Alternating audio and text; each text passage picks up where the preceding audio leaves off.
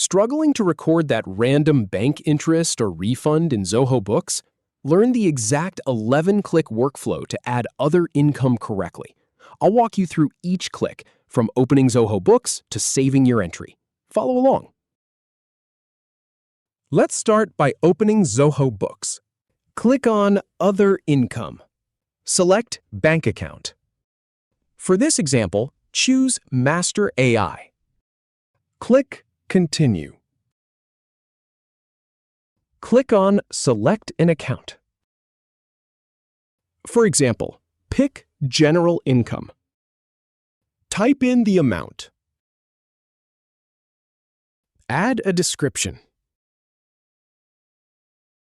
Click Upload.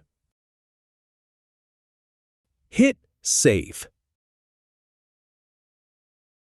If you have any feedback or if any info is inaccurate, please leave a comment below.